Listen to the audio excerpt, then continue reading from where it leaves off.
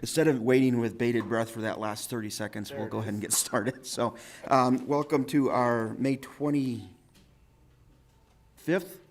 City Council meeting. It is 6 p.m. I'll call the meeting to order. Please rise for the Pledge of Allegiance. I pledge allegiance to the flag of the United States of America and to the republic for which it stands, one nation, under God, indivisible, with liberty and justice for all. Thank you. Roll call, please. Mayor Ortega. Here. Mayor Pro Tem Lauer. Here. Councilmember Thompson. Here. Councilmember Estes. Here. Councilmember Applegate. Here. Councilmember Geek.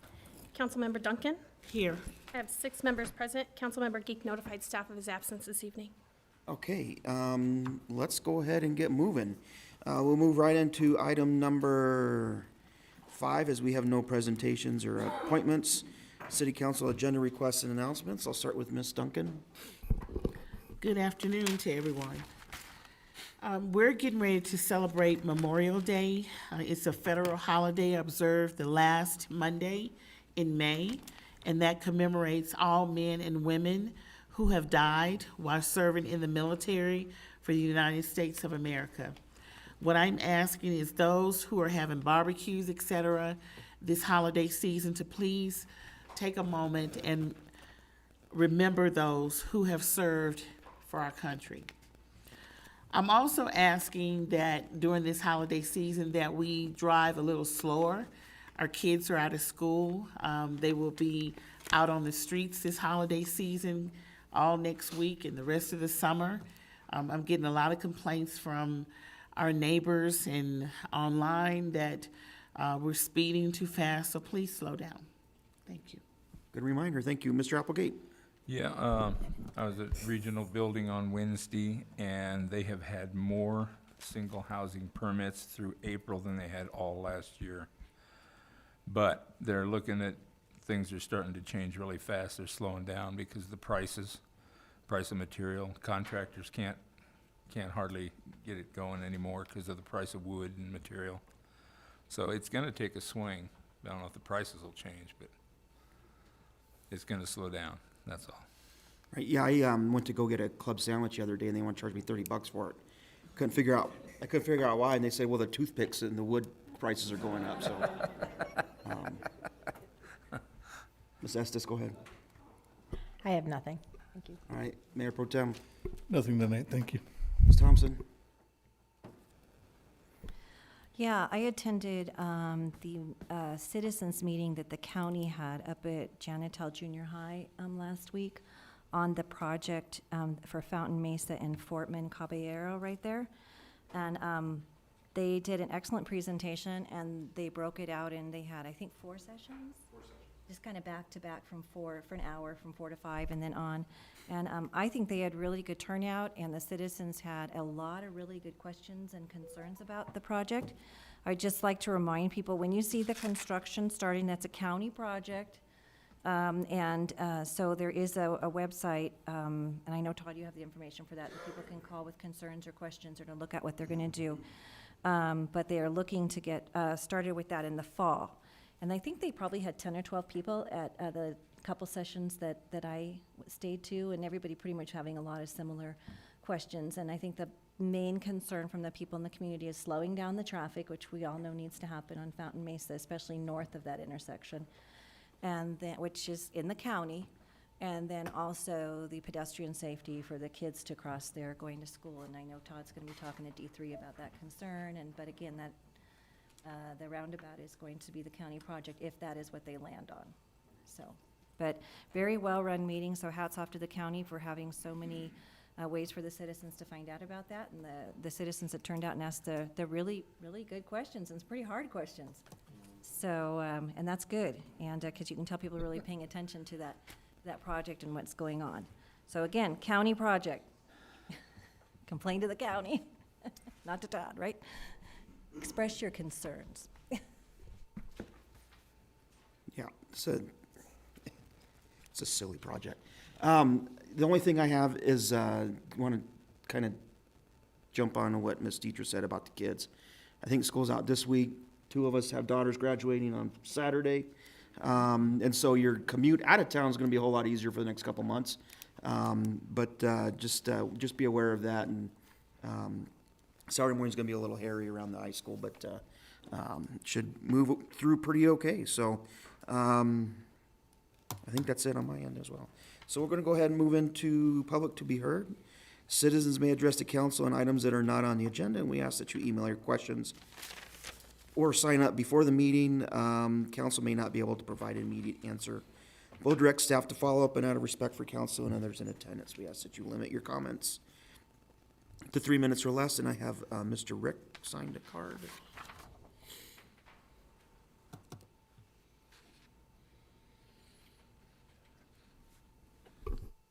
Gordon Rick. In the paper lately, there have been several articles about the water issues regarding development. I think they've been excellent articles. They've done well to explain the city's position. However, as of last November, our city water fund was $50 million in debt. 10 years ago, we bought into SDS and we said it was $40 million to do that. I think with the renewed public interest in this issue, maybe this would be a good time for a presentation to show where that money has been spent, how much of the 40 million did we pay down, what did we use the other money for. I want to be clear, I am not suggesting anybody's done anything wrong, that we've taken money and we've done anything underhanded or anybody's pocketed the money. I'm not saying that. I'm just saying this would be a good opportunity to inform the public as to what we've done. Thank you. Okay, thank you. Yeah, I'll have, kind of look at utilities to see what they can come up with, and, you know, in regards to the articles and things, it's,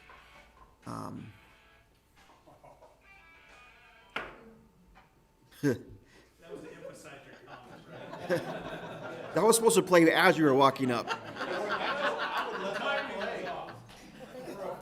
We didn't know Gordy was an 80s rock and roll. Rocking in the free world. You know, and it's just, it's an unfortunate event, but when you have 30,000 homes that want to come in all at once, we're going to have some issues. So I think the paper and the news have done a really good job of putting Mr. Blankenship's message out there, and it's not been construed differently, which doesn't usually happen a lot lately, but it is what it is, you know. We're not gonna shoulder these costs on our current ratepayers. It's not fair. And so it's always been about growth paying their way. And the HBA is trying hard, but and they've come up with some really silly ideas, but we'll keep pushing back on them. I was going to say, I think that's a timely question, and I'll get with Dan, and Dan he'll probably be able to do a 1 to 2 page simple summary and give everyone, I think it's a good question. Okay, thank you. All right, anybody else, public to be heard? Okay, let's move forward to our consent agenda. All items listed under the consent agenda are considered to be routine and will be approved with one motion. No separate discussion of these items unless a council member or citizen requests, in which case item may be removed. We have items A and B. Ms. Estes? I move to approve the consent agenda.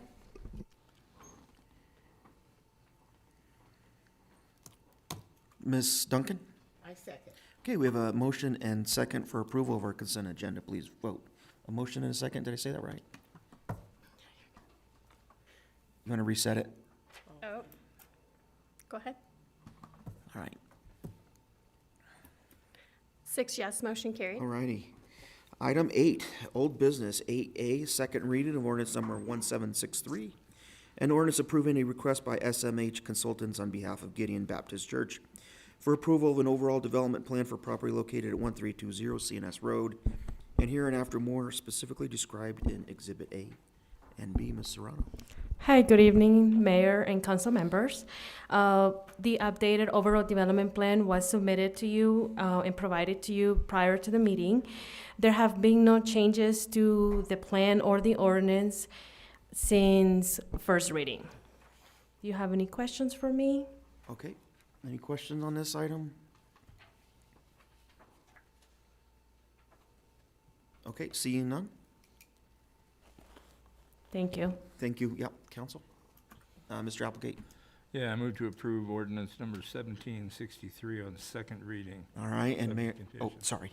And Mayor Pro Tem. A second. Okay, we have a motion and second for approval. Please vote. 6 yes, motion carried. All right. This feels weird.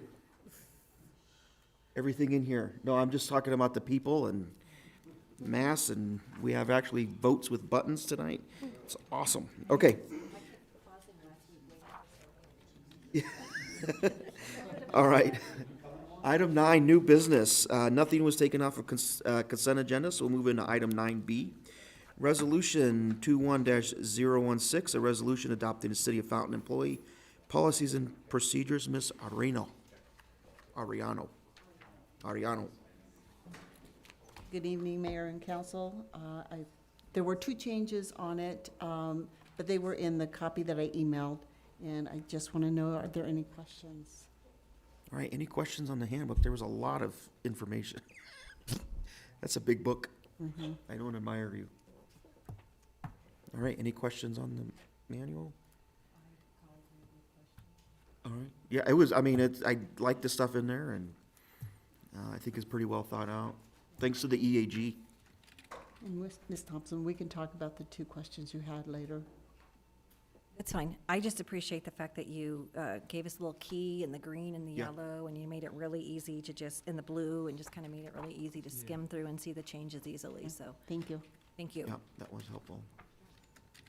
And again, thanks to the EAG for the work in that as well, and everybody. Absolutely. So, how often do we go through those updates? We try to go every 2 years. Okay. This one went a little longer just because of COVID, trying to get meetings together. Okay. All right, so if there are no further questions and everyone's okay with the employee manual, what would you like to do with this item? Oh, Ms. Duncan, sorry. I move to approve resolution number 21-016. And Mayor Pro Tem. A second. Okay, we have a motion and second for approval of resolution 21-016. Please vote. 6 yes, motion carried. Okay, you. thank you. We have to switch some things around. I think we're moving C to the end because we can't hear item C until we've heard the other items. Is this correct? Yes, okay. So I'm gonna move on to item 9D, resolution number 21-020, a resolution of the City Council of the City of Fountain, Colorado, declaring its official intent to reimburse the city with the proceeds of a lease purchase for capital expenditures incurred or to be incurred by or on behalf of the city, generally identifying said capital expenditures and providing certain other matters in connection therewith. Mr. Lewis. Good evening, Mayor, Council. John Lewis, Finance Director for City of Fountain. This resolution really gives finance a little bit more flexibility in acquiring a bus. The bus that we have on order is a 2020 Arbach Spirit of Freedom bus, and the total cost is $131,789. Right now, we have it budgeted for 2021 in the transit fund, transportation sales tax. We have $37,700 approved for the lease. We have worked out an arrangement with Clayton Holdings and Commerce Bank, who is an agency that we've worked with before, where we get an incredible rate of 1.21% fixed rate, and therefore we're actually only going to have to spend $26,995 per year, so almost savings of almost $10,000 a year for 5 years. But in so doing, what we would like to do is purchase the bus first out of the transportation fund and then get reimbursed by Clayton Holdings as we sign the lease. So this resolution is really giving us your approval for going ahead and doing reimbursement. We'll purchase it first, then reimburse it through the lease and pay $26,995, again, about $10,000 less than what we have budgeted. Awesome. So with that, I'd like you to approve Resolution 21-020. All right, questions for Mr. Lewis? Go ahead, Ms. Thompson. Is this replacing a bus? Yes, this is replacing a bus. I don't know which one, but it's one that has been retired. So are we leasing that bus, or do we own that bus? And if we do own it, are we selling it? We're leasing it, and they're checking right now to see what value, what's our best value to do either one. We're approaching now, we've only had them, we've had them, so 3 or 4 years now, and we're approaching 100,000 on our lease buses. We pull out money. Okay. Thank you. All right, any other questions? Okay, seems easy enough, and you're saving us money. That's even better. What would council like to do? Ms. Duncan?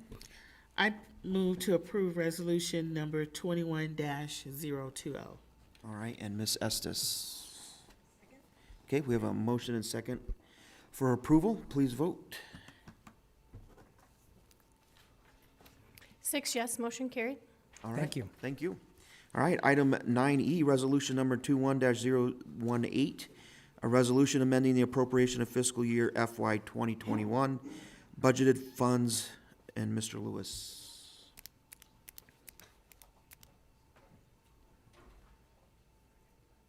Again, John Lewis, City of Fountain Finance Director.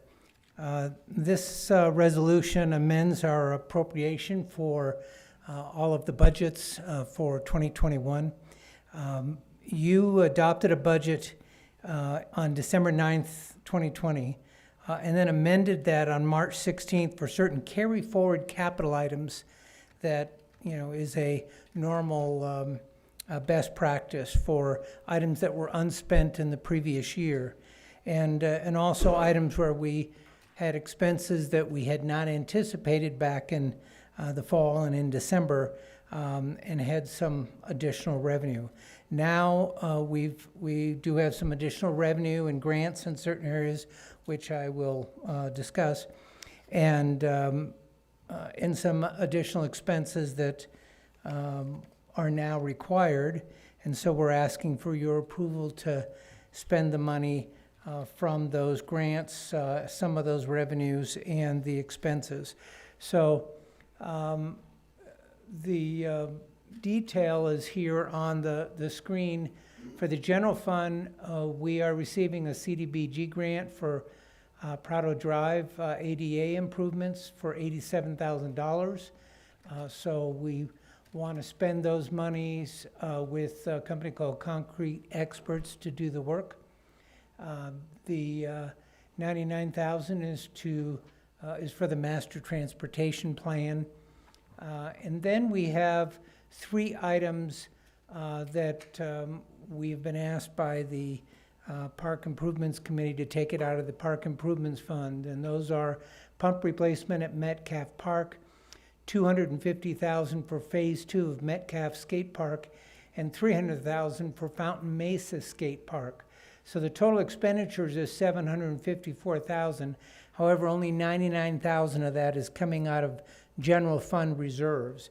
The remainder is coming out of the park improvements, the committed park improvements reserves.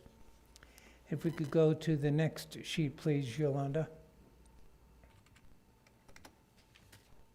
So in the water fund, we are getting $1.5 million for the Aga Water Treatment Building from the Environmental Services Agreement with the Air Force. We do not need to spend that or all of that. We need to spend $165,000 for the PFC treatment superstructure, the remainder of the design contract, and also water's portion of the fencing and landscaping around the Joint Utilities Center, or the Utilities Operations Center, $33,000. So this will actually increase our fund balance in the water fund by $1,302,000. The electric fund, and we'll be moving fleet to a separate department, but it was budgeted, as it has been for many years, in the electric fund. And because Electric was moved out of fleet, and electric was paying some of those utilities. We didn't properly judge some of the utilities that would be charged against the fleet department. So we need to increase the expenditures in the fleet department for $7,000 for the electric, water, and sewer, and $3,000 for natural gas. So $10,000 will come out of the electric fund for the fleet where it was budgeted.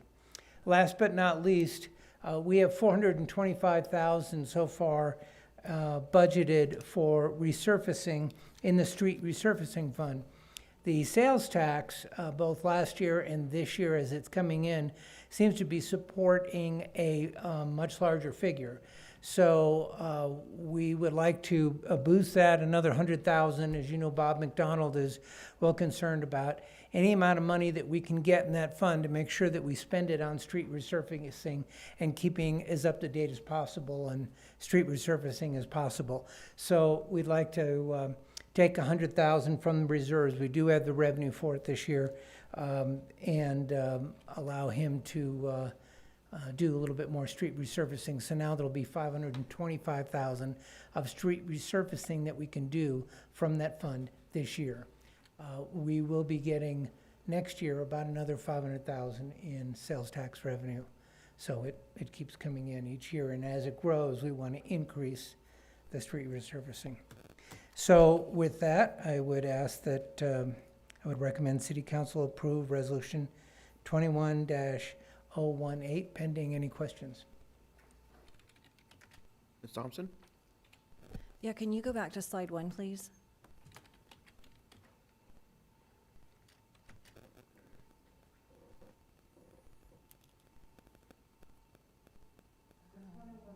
One more, please. Oh, no, I saw, okay, I thought there was another number slide, the second slide then, please. Yes. Okay.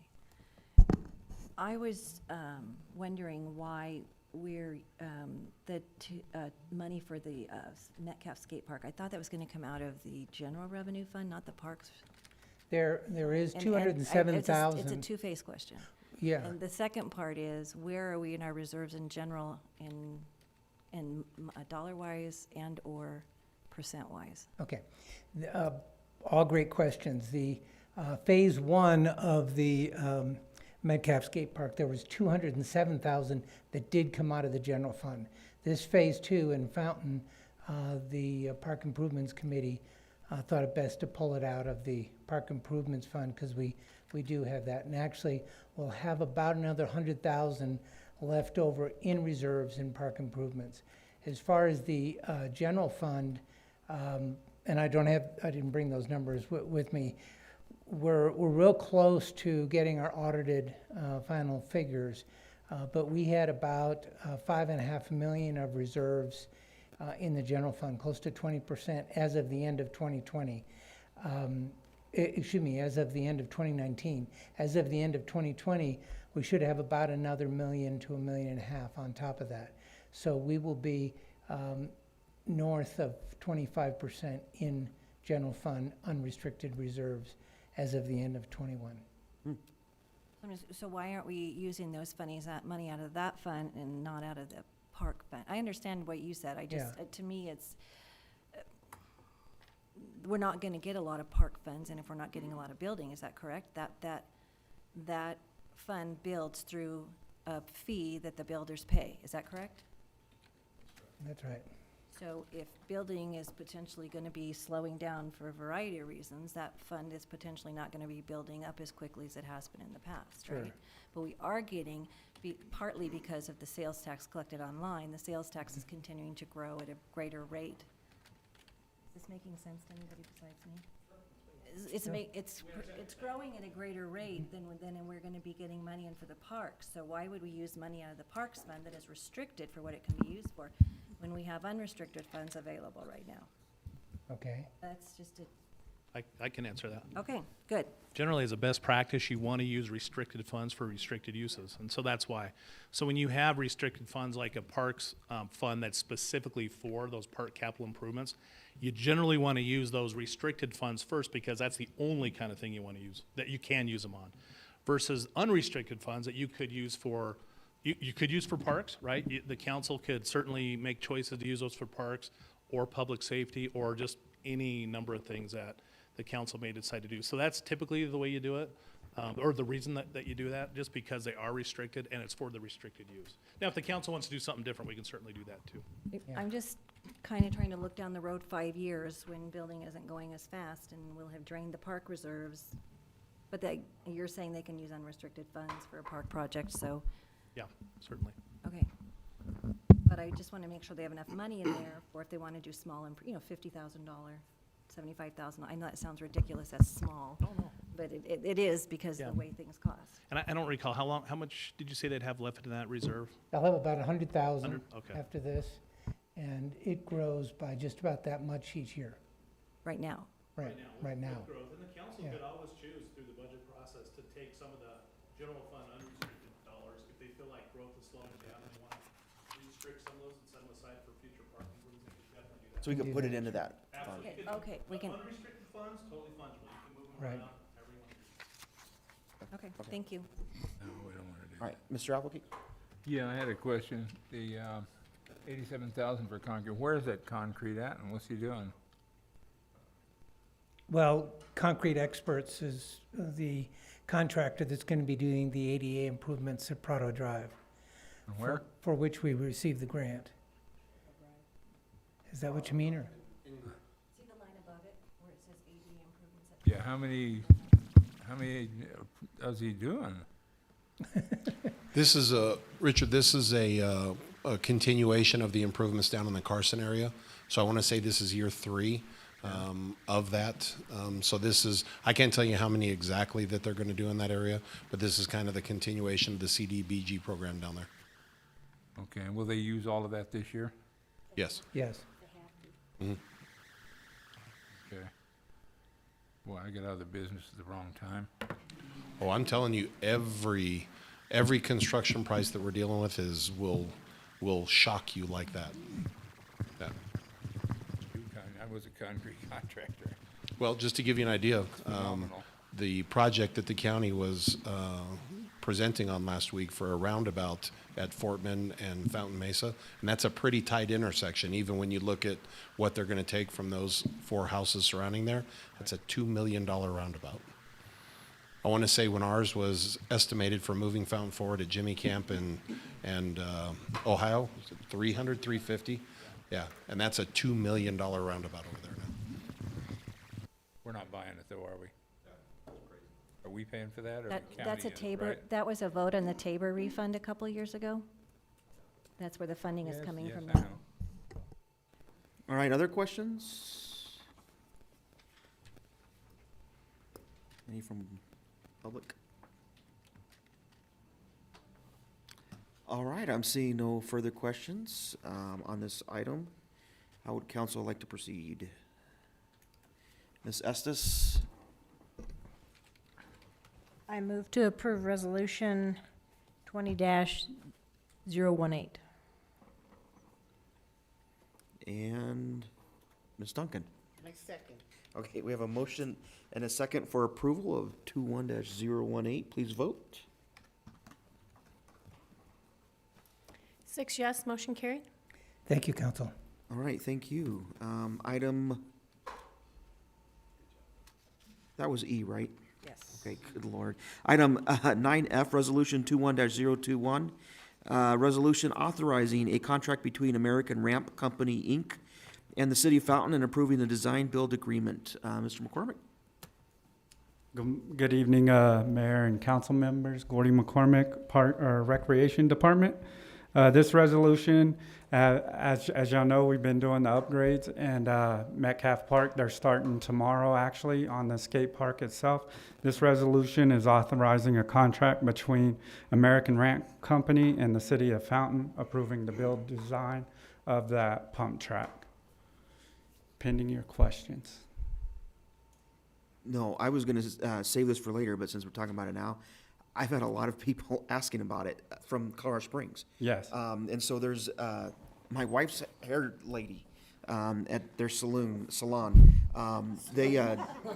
She comes down on like the weekends, like at 8 o'clock, and there's already a bunch of people there that, and her clients are asking, hey, what's going on with the skate park? And she goes, I don't know, let me find out. And so, yeah, it's a We'll be pretty the popular one. second So pump track in Colorado if this passes. this is great. Yeah, I know everyone's really excited about it. So, all right, any questions?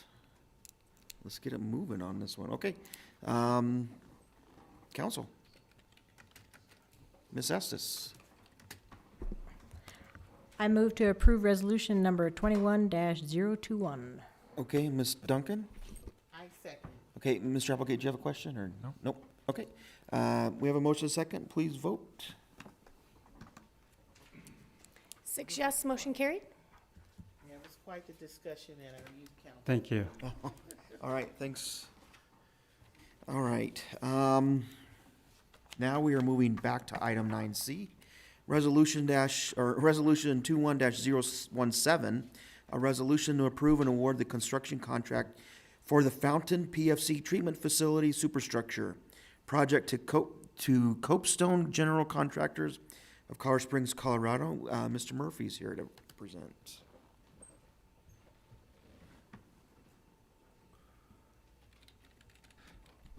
Good evening, Mr. Mayor and members of council. The resolution before you is the authorization of a contract award to Copestone General Contractors. As you're aware, the Army Corps of Engineers with the Air Force is constructing a water treatment plant at Aga Park currently that is well underway. The Army Corps' contract ends once the treatment components are online and we are able to produce water from that facility. Their contract does not include the actual construction of a building to house those equipments and protect them from the weather. So the city has designed a steel superstructure to house those components for long-term prolonging of the life of that facility. Right. So we have gone out for a public bid. We received 6 bids. Of those, Copestone General Contractors was the lowest bidder. They are a local Colorado Springs small business. They are qualified for the work. We've performed all relevant reference checks, as well as looked at other work that they've done in the past.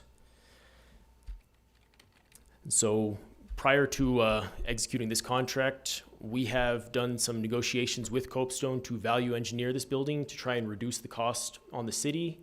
From those negotiations, we have procured about $50,000 in savings by omitting some unnecessary components and going for reduced cost alternatives on certain elements of that building. So the contract price before you is for their original bid price. When that contract is executed, we will have a change order right away to reduce that price by about $50,000. We are asking for a contingency of 10% on top of that reduced price. So that is why there is a 6% contingency requested on this. That is what the 10% extra for the lower price amounts to. And then most importantly for this building, recently we have entered into an agreement with the Air Force. They have agreed to reimburse us for up to $1.5 million of eligible expenses on this project. Eligible expenses includes pretty much everything with the structure, with the exception of a few minor site items outside the building. Those are the main components that we targeted for our value engineering to reduce the cost on the city. So after all negotiations and after full reimbursement by the Air Force, we anticipate that the total cost to the city will be around $40,000 for this building when all is said and done. Well, and your first change order is a reduction. That's even better. Yes, sir. That's rare. Yes, That's there you a go. really expensive flower pot for $40,000. I mean, All right, anything else? Nope, Okay, that is any all unless you have questions for anything for Mr. me. Murphy? I'm just curious, what are some of the $40,000 worth of stuff outside? The building was going to have the lowest 4 feet, having exterior kind of masonry, trying to think of the right wording, a stone veneer of sorts around the lowest 4 feet of the building. We opted to just go for standard steel paneling of a different color, since that was about $10,000 to $20,000 of extra costs just for a decorative feature. The site was going to have full asphalt paving around the building. We've elected to just have the city staff use the millings that we have stockpiled at the UOC and spread and compact millings. It works very similar to asphalt. It's not quite as sturdy, but for a low traffic area like this, it should be sufficient for deliveries. And then we omitted a concrete sidewalk around the perimeter of the building. In looking at our neighbors' treatment plants up to the north that were already in operation, many of them had no issues with drainage by just grading the dirt up to the doors. So we figured that about $17,000 for the concrete was unnecessary if that was not going to be reimbursed by the Air Force. So it was mostly outside site improvements that we felt we could do without for the cost savings. Cool. But we are getting reimbursed. There is a contract to get reimbursed. It's not just a, Yes, okay, yes. all right. We held the contract until we had that in I'm place. just being really specific because when this whole thing started, the Air Force was not reimbursing for monies that was spent before you had a contract, right? So that's just why I'm being really Yes. specific with it. Right, Troy? Yep, that's exactly right. And so we have an agreement there with reimburse us. Okay, In fact, a separate, we have actually two ESAs. This one is, this recent ESA is just for reimbursement. good job, everybody. Good job. Mm-hmm. As long as they don't track mud in, right? All right. We'll clean it. Any other questions? So when is everything going to be up and running? We're actually using it. The current schedule is held as late June. The contractor did recently have some delays due to some supplier shutdowns for COVID out of California, so we expect that to potentially slip by a handful of weeks. We're still waiting to see what that does to their overall schedule, but the most recent official schedule is late June for operations and startup of this facility. Okay, kind of around the same time, we may have to start dipping into the wells a little bit. Yeah, Okay. correct. We do have 2 wells that are currently operating. This would just bring up 2 other wells online for Right. a total of 4. Cool. Okay, I'm excited. That's awesome. And thanks to the Air Force for sticking through it with us. If no further questions, what would council like to do? Mr. Applegate? Yeah, move to approve resolution 20-017, awarding a contract to the Fountain PFC Treatment Facility Superstructure to Copestone General Contractors. All right, Ms. Duncan? I second. All right, we have a motion and second for approval. Please vote. 6 yes, motion carried. All right, thanks a lot. Thank you very much. All right. Yeah, this is great. Item number 10, correspondence, comments, and ex officio reports. Mr. Trainer? Thank you, Mr. Mayor. I just have a few items I want to briefly touch on. One of them is just a quick update on the American Rescue Plan Act funding. Right now, the feds are calculating, actually they've calculated how much the state gets, and they're preparing to send the funds to the state, and then the states will then turn around and remit those funds to the various non-entitlement units like the city of Fountain, typically which are cities smaller than 50,000.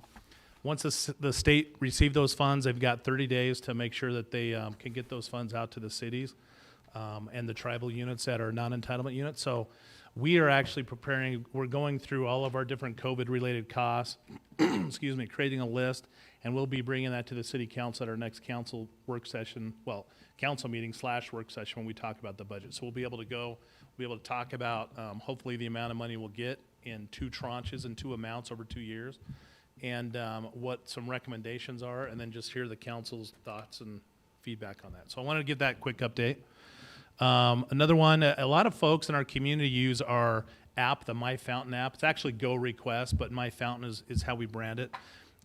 It's not actually, if you go look on, and as we all know here, if you look on the App Store, it doesn't actually, you don't look up My Fountain, you look up Go Request, and then when you load it, it shows up as My Fountain. Excuse me, the company that purchased the existing company, or the previous company, purchased them a couple years ago. They're modifying everything and moving over to a new application, which is far more functional, actually has some great features. I'm excited the features that are going to be available for our community, for our citizens. But I want to let the council know, and I'll let you know as we get further into that, it will literally be branded My Fountain on the App Store. So when people are looking it up and we need to tell people, hey, you want to report potholes, you want to report weeds, those sorts of things, go look up My Fountain on the App Store, and they'll be able to download it just using that name, and we won't have to remember, wait, is it Gov Request? Was it Go Request? What was it? Because it's changed names a couple times. So I want to share that with the council. I'll get more information on that as we move forward. We're currently working on with Tech Services on updating all the audio-visual voting and streaming equipment for this room. That there's a lot. I mean, the equipment that we use in here is equipment that's been around for 30 years, here in this building, 20 years, but it's old technology. And we want to really, especially since we've had all this experience with hybrid meetings and streaming, we really feel like we need to improve the way that we do that. So different cameras, sound systems, the voting system, the way that'll be set up, the way the monitors set up aren't ideal for you right now. So we're working through that right now. In fact, that's one of the recommendations we're going to make with the ARPA funds as well. Tech Services is just working on getting demos from various different types of companies to get a sense of what's out there and how that'll work for us. And then Councilmember Duncan already mentioned Memorial Day, but I want to mention the Memorial Day event at Mayor's Park will be this Monday at 8 a.m. There will be also 9 a.m. and an 11 or 12 a.m. Event that's through the American Legion and the VFW. We'll announce it there. I don't know exactly the time for the lunch event. The breakfast event's at 9 a.m., but I don't know when the lunch event is. So we'll be able to announce that at the Memorial Day event. But I just wanted to make sure I mentioned that as well for those folks who may want to attend that event on Monday. Again, 8 a.m. at Mayor's Park. Thank you. All right, thank you. Mr. Evans? Mr. Johnson? Nothing? Chief? Thank you, Mr. Mayor. I do have a couple of things tonight. It's been a little while that since I got to address you on a couple of different issues. This will be a couple of things. One, the good news I have to report is Beacon 3, our Beacon unit that you very graciously voted to accept, and will come online late June, early July. We went through a very extensive hiring process. We were patient. We really, truly believe we got the best individual for the job. She comes to us from Utah. She's educated, certified. Her and her boyfriend are moving here. They both work for UC Health. She has a very much a personal attachment and story through her own life of why law enforcement and helping offenders and people before they're in trouble is very important to her. And I look forward to bringing her at a future meeting and introducing her to the city. So we're very excited for that. It's been a difficult legislative year, and I know Scott, Troy, Ms. Dietra, Sharon, we stay up on those things. I just want to give you a couple highlights on crime, and then I'll zero into a little bit what's going on in our community. The FBI crime stats for Colorado last year that cannot be manipulated came in during the pandemic in a period where we found reasons not to take offenders to jail, and that's significant for a future bill I'm going to explain to you. Officer-initiated activity was at all-time low. We tried to keep our cops safe and limit their ability to interact with citizens as we all tried to, weave our way through the pandemic. And safety for our employees was a priority. Highlights to those, and not all-encompassing: property crimes up 11%, motor vehicle theft 22%, assaults all types 18%, murder 29%. If you were in Denver, you saw the homicide rate jump over 50%. Robbery 6%, violent crime with a firearm 26%. Identity theft, we were very much victims, some of council members, of identity theft and all the scams people created, up 77%.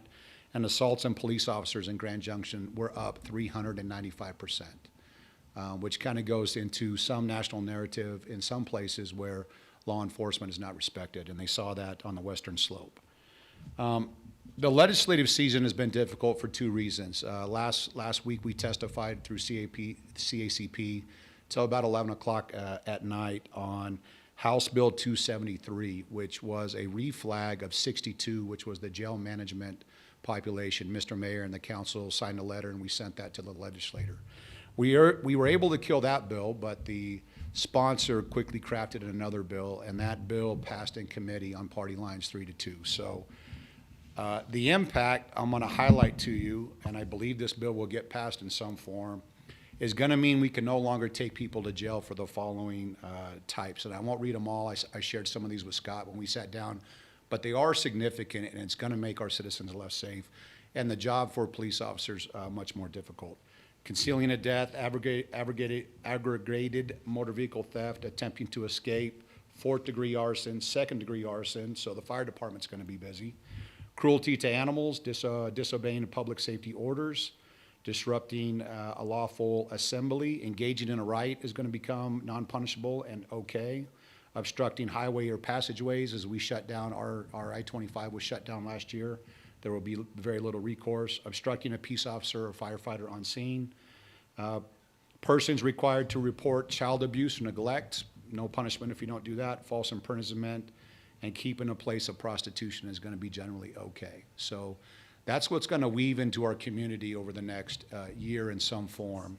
Secondly, 1250, we asked the legislature to do a cleanup bill for last year's 217, which is the Law Enforcement Integrity Act. There were some parts of the bill that we were already way far ahead, and some other parts of the bill made it strategically difficult for police officers. This bill, sponsored by the House, is not going to be a cleanup bill. It's actually going to make the job harder. We're going to face more difficulties, and it's going to make for our young cops that have families, young kids, it's going to really make them, as they did last year, question the profession and whether the juice is worth the squeeze for them to do it. I think, as I stated to you today, our department has weathered that storm thanks to your support, our community, and the great men and women, better than I think any department in the state of Colorado. And I would say that today as a fact. A couple of weeks ago, when we were approaching, we had an officer-involved shooting. There were 2 more incidents that night that were razor close from our officers using deadly force. And then yesterday's incident that occurred down at Willow Springs Park that initiated in Fountain, in my email, and I've been sending you the emails of the events that we've been dealing with. Number one, in the last 90 days, the amount of drugs and guns we've taken off our streets is probably more than the 5 years combined.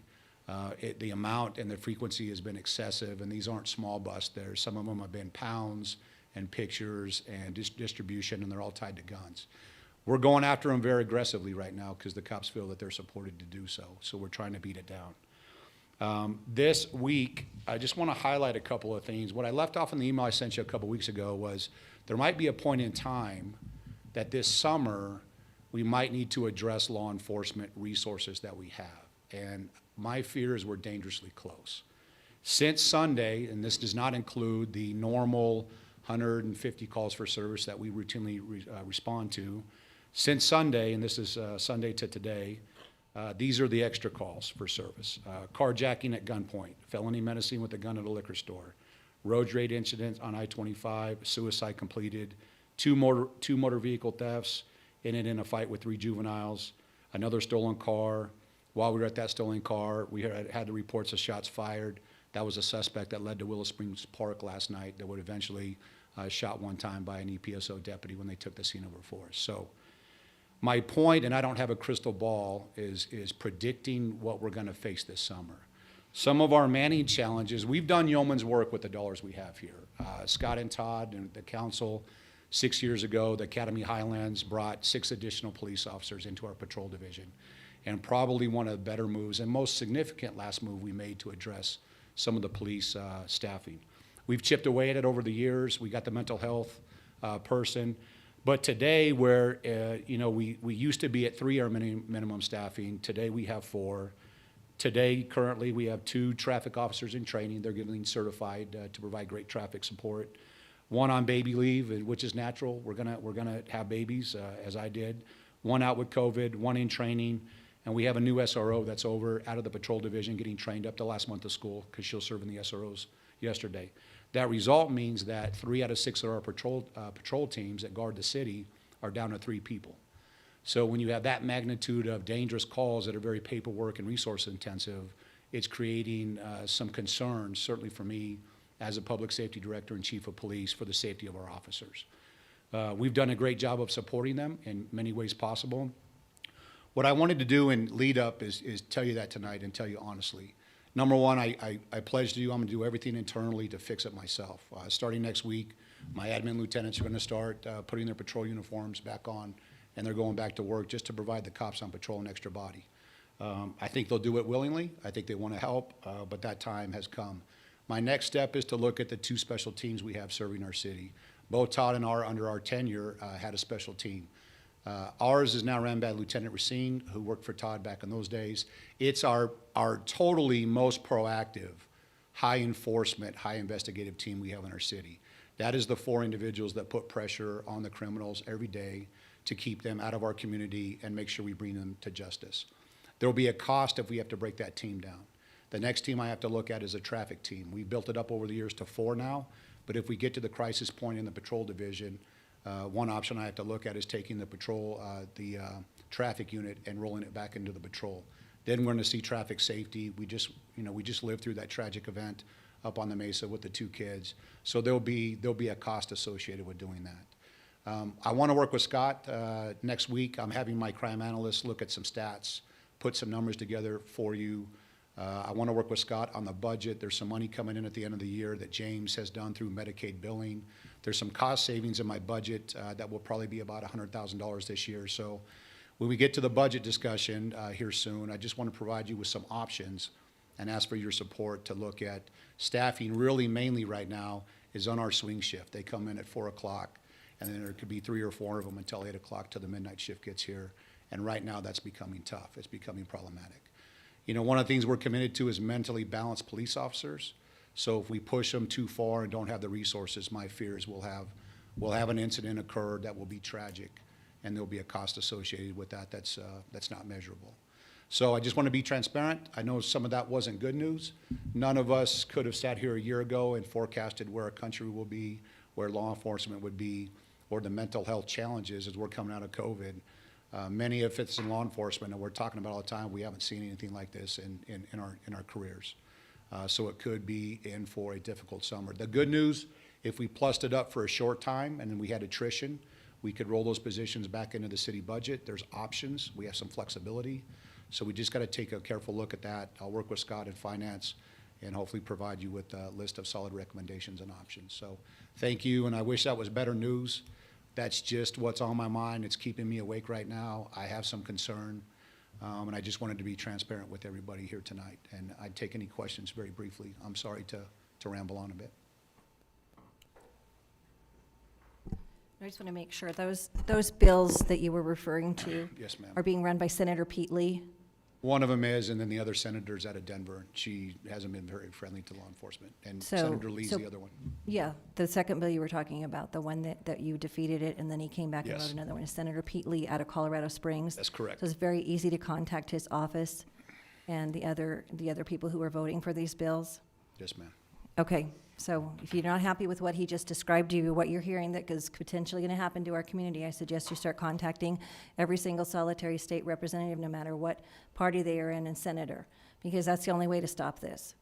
And, you know, we are going to be penalized. We have body cams under one of those bills, the one that was supposed to be the cleanup bill for 217. So because you're a community that already has them, they're going to enforce it early on you so that we don't have to follow the guidelines that were already put out last year. So we're basically being penalized because we're ahead of the game having body cams. Always have been. You know, and then we throw in the thing that we just had a court ruling today that our school districts can now raise our property taxes without having to go to a vote. We're going to have 10 cents on a bag at the grocery store. I know I've been harping on that one forever, but and there's just a lot going on that people need to start adding up, and people need to start speaking up, because I think our state has been very quiet this year, because I think our governor's gotten away with a lot because of COVID, and I think people need to start speaking up, because I, as one person, am getting really fed up with having all this stuff crammed down on us. Okay, it needs to stop. We need to speak up as citizens and say, if you steal a car, because cars are traditionally used to commit another crime when they steal a car, isn't that correct? Yes, ma'am. So you're not talking about somebody who just is stealing a car and taking it for a joyride most of the time anymore. Isn't it something like 80% of the cars that are stolen are used to commit a crime? Is that correct? That's correct. I'm not yelling at you, I'm sorry, I'm just irritated. I'm feeling your passion. So 80% of the cars that are stolen are taken to commit another crime. And you're not gonna be able to arrest those people because they stole a car and committed another crime. If they burn down your shed in your backyard, are you gonna be able to do anything? You just said arson. Call the fire department. Call the fire department and Give them a ticket. give them a ticket. Cite and And release. hand it to them, and they may or may not show up for court, because are we getting rid of bond? Yeah, and they're, yeah. We're They'll be getting rid back of on the bond, street. so we're just gonna hand them a piece of paper and say, ooh, you committed this crime and Pretty stole somebody's pleased with sugar on car. top. Go to court. Yeah, and how many times can they do that? Probably as many as they want. Well, I heard 3. It's 3. I heard 3. So you're gonna steal a car once, steal a car twice, you better not steal a third car? Is that pretty much it? You know, there was a guy in the last meeting that he had moved here from NYU. He was a professor and administrator at NYU University. It's at the heart of New York City, so they fall under New York City rule and law. They passed a similar bill, and it became the very bane of his existence. They would arrest people 3 and 4 times, and they'd be back on their school campus, and it created a huge public safety nightmare for the school. He voiced that in the last meeting that we met, and it was significant, what he said. Well, you had the mayor of Aurora go up. That path. You had the mayor of Aurora go up and speak against this bill, because crime in Aurora, with letting people out for early release during COVID, which was a compassionate thing to do to keep people was. well, right? So now they're trying to extend that bill. But you had the mayor of Aurora go up because they were laughing at the cops on the streets while they were arresting them, saying, you know you can't put me in jail, you know I'm just gonna be out. And we're still doing this. I'm sorry. Thank you, Ms. Thompson. Yelling at the wrong dude. I felt your teacher come out. He knows and I'm I not felt yelling You know, at him. the issue is. He knows I'm just The issue is. really concerned about things the are state of being Colorado. voted on party lines, and the majority right now, they don't care if it's a bad bill or not. They're just sticking with their party. They're not using their brain. And when I see comments online about it doesn't matter what you say to your representative because they're going to do whatever they want, and they badmouth elected officials, I take offense to that, because I think we try to at least listen and do what's best, but at least here. But the way it's going right now, everything is ripe for a complete disaster across the board, because we have a party that feels like it's okay, and they're going to do whatever they want. So I would suggest calling and doing what you can. To me, it seems futile, but if you have the time to do it, I would, because those are ridiculous. So thanks for staying ahead of that. Thanks for warning us about the information about some budget issue. I would encourage you all, if you get a chance, schedule a time with Chris just to go and visit the PD and just spend some time and meet some of the people there and kind of get a kind of a firsthand of what exactly they're dealing with. And it's good to get into that middle of that there, and Chris will shoot you straight. So Thank you, sir. Elections have consequences. yep, they sure do. Okay, Mr. Christian, anything from utilities? All right, Mr. Trilch. Yes, good evening, Mayor and Council. I have a bit of good news to convey this evening. As you know, we are proud sponsors of the Veterans Local Government Management Program, a fellowship program. And Sam, if you'd stand up. This evening, it's my honor to introduce Sergeant Samuel Stump. Sam is transitioning from Fort Carson from the Army and is joining us for the next several months to work with me in city communications. So I wanted to give him an introduction tonight, and you'll see him around here at City Hall, and I wanted to welcome you, Sam. Well, congratulations on the position, and thank you for everything you've done in military service. We've got a few of those folks here that have put some time in as well. We like them generally, so. Sam knows the Fountain Police Department is hiring too. Oh, So okay. go ahead, feel free to pressure him. We're excited to get to know you, and thanks for joining up with us. Yep. Mayor, I think it's really important that you know, Sam is from Albuquerque, very close to my neighborhood, so. We won't hold it against him. We didn't Just so see, you know we that. didn't see that in his screening. Oh, so okay. it kinda got there. Instant credibility for Sam, just so you know, Mayor. Sure. All right, well, welcome. Okay, anything else, Mr. Trilch? Okay, Mr. Lewis, anything more? All right, Ms. Joni, anything from, Nothing from us today, thank you. all right, awesome. I'm gonna go ahead and start with Ms. Duncan. Anything further? I just would like to say thank you to Sylvia Huffman. She came out on Sunday and she met with the youth council. We had a good time as usual. One of the things that we did discuss is about the youth fighting against vandalism out in our parks. So that's one of the things. We will be going into recess for the summer. And when we meet again in August, that will be one of our initiatives to fight against vandalism in our parks. Awesome. That's hard. Thanks for the good year with that group. All right, Mr. Applegate? Yeah, I just like to thank the chief and all of his people for the things they do, and those new guys that are gonna be in traffic, that's become a dangerous thing to do now lately for some crazy reason, just like everything else, but yeah, just pass along to them that we all support them. Yes, sir, thank you. Ms. Estes? I don't have anything. Mayor Pro Tem? Nothing else for me tonight. Ms. Thompson? One question for Scott on his report. When you guys are working on redoing this, are we going to be sure that we're getting the hearing impaired up to the best a thing for, you know, We're not gonna loop the room because that would require ripping out carpet and a whole bunch of things. But we have multiple really good units that are gonna hook directly into the system. Yeah, I think I can't remember. You probably don't know, do you? Yeah, that's a big thing. That's been a big thing for tech services. You may not know, but Paul's daughter and wife have some issues. But yeah, yep, absolutely. I just know there's a lot of people who come here, and they're sometimes difficult to hear, and if they have the kind of hearing aids, they can just touch the button and they can hear it straight from the microphones. It's really Yeah. cool technology, so, yeah. It's really expensive technology, but we've got really good technology that we're gonna have implemented with it as well, for sure. Great. Okay, I have three super fast things. First one is Indiana. Where are we at on that? Just a quick summary. We've sent letters to their legal counsel with our consultant today. We sent off another one to their vice president. I have offered to go down and sit in their corporate offices, but they're not back in the offices yet, so it's still sitting with their legal department at the railroad, is where we're at. Okay, I did get a question about the final crossing. I said we're working on it, hopefully We're ready. soon. Okay. We got the funds, we got everything identified, the design. Once we get that, it will be the final approval from CDOT for that intersection, and we're rolling. Okay. I was shooting some emails between Sharon and Scott and I about this rail passenger thing that Denver's trying to shove through and create extra taxes for everybody. From the get-go, I have had some big reservations because I think if it was to run through town on one of our lines, I don't even know how they would construct it, if that would even be a possibility. I think we would get very little say in anything that occurs and would increase traffic tenfold on everything, train, human, everything.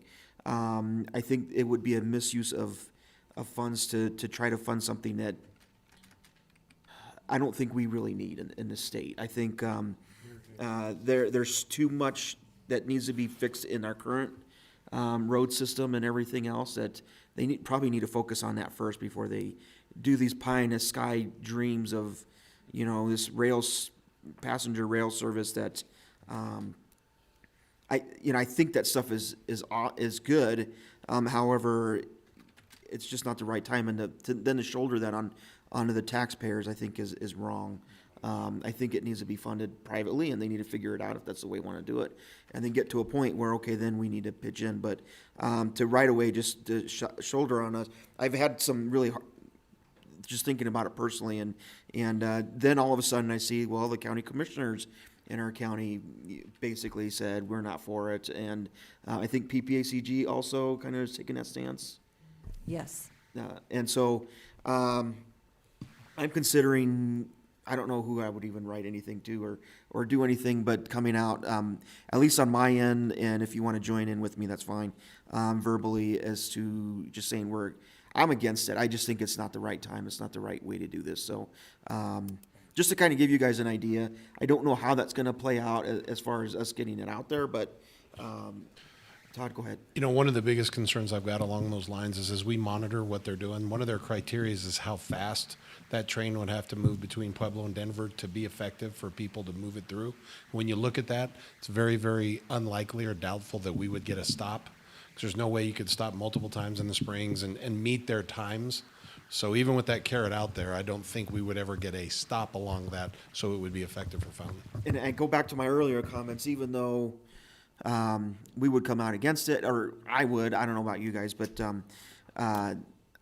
the likelihood of us moving any kind of dirt on that one on our own, even joining forces with the county, again, I think Denver's just ramming things through at the behest of everybody else. So just to give you an idea, once I kind of think of more of an idea or a way to voice our opposition or on that, and if you would like to join in, I'll offer that out there. You've seen how many people ride the light rail. Right. And then the last one is, I don't know if you guys have I've gotten a few calls about carports again, and frankly, it's gotten pretty frustrating because, and I'm just going to put this out there for public, if you listen to this later on or whatnot, calling the mayor is not going to get you anything any quicker, because I'm going to refer you to the same people that you just need to call in the first place. I've been getting a lot of emails where they think I'm just going to expedite their process or just completely get rid of it for them because they made a personal connection. As much as I would love to, it's not fair for everybody else who is following through. I had my own cousin call me because she was cited, and she wasn't trying to get anything out of it. She just didn't understand what was going on, so I had to explain the process. She's working on it. She'll get it taken care of. And it wouldn't be right, again, if I was to do that. Plus, it wouldn't be legal if I were to do that. So I just want to, put that out there for everybody. It's a new code. It's a new way of doing things, but it's meant to be protective and safe for everybody. And what you may have been that's the other thing I hear a lot is, well, I was told I didn't need to. I question that oftentimes because a lot of times that doesn't really occur. But it's a way to maybe get myself out of this, I guess is the right way to do it. So emailing me is not going to get you anything special. I'm not going to be able to expedite the process. It's got to be the same process for everybody to keep it fair. I